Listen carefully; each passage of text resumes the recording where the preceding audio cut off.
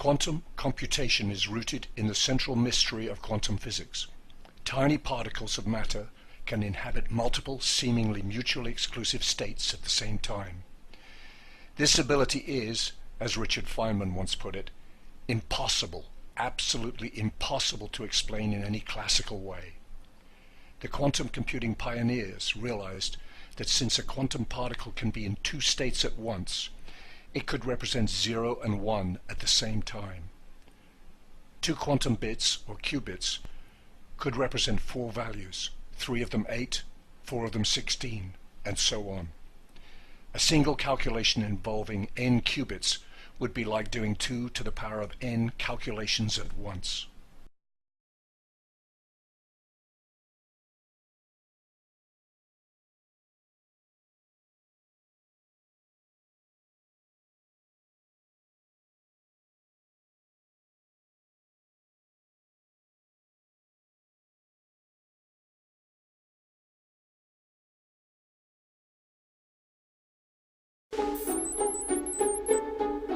A 100 billion neurons connected by 100,000 billion synapses.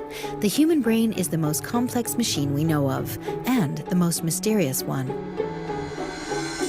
We face huge issues in neuroscience to understand how the pieces of the brain fit and work together. We face huge issues in medicine to understand how to objectively diagnose and treat brain diseases. This is a big, big challenge. It'll have an enormous impact on the health of the aged. European researchers propose a radically new approach to study the human mind. Their idea is simple: to simulate a complete human brain in a supercomputer.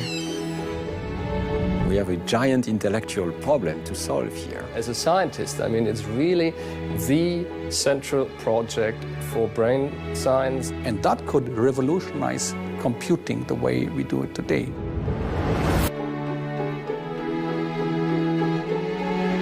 The Human Brain Project brings together hundreds of scientists from leading European research institutions. It is one of the most ambitious neuroscience projects in the world. What we are proposing is to establish a radically new foundation to explore and understand the brain, its diseases, and to use that knowledge to build new computing technologies. The project is coordinated by EPFL, located in Lausanne, Switzerland. The researchers will systematically study neurons, the building blocks of the brain. They will collect and consolidate all the biological data produced by scientists around the world. They will integrate this knowledge into a massive simulation running on a supercomputer. The result will be the most accurate model of the human brain ever produced. I'm really thrilled to be part of this and to help neuroscience to have a more coordinated effort, to understand the brain and to exploit the brain, to really use what's in the brain in computational principles and to derive new technologies. From an original group of 13 institutions, the HBP now encompasses more than 80 partners across Europe. The human cortex is organized into specialized regions. We need to understand what these different regions are doing. Some are specializing for language, some are specializing for vision. So we will create systematic maps of the human brain, trying to understand each of these subsystems and trying to understand what are the specific parameters so that they can ultimately be brought to simulation. Brain diseases have become an immense burden in the Western world. In Europe, they cost more than heart diseases, cancer, and diabetes all put together. Scientists will work closely with hospitals to find new treatment to neurological disorders.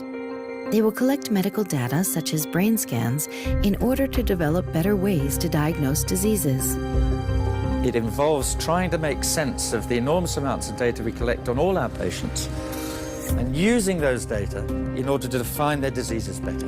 And to do that, we need first to be able to bring the data together, so we need databasing. And for that, we're going to need really high-powered computers to be able to, what we call data mine. We now have a blueprint to understand the molecular architecture that defines the development and organization of the human brain.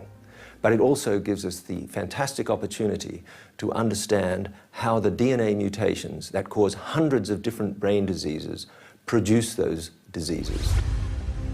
There'll be ways of testing potential drugs where you won't need to use animals, where you'll be able to use something that approaches the human, and where you'll have some information of how good the treatment's going to be to correct the defect.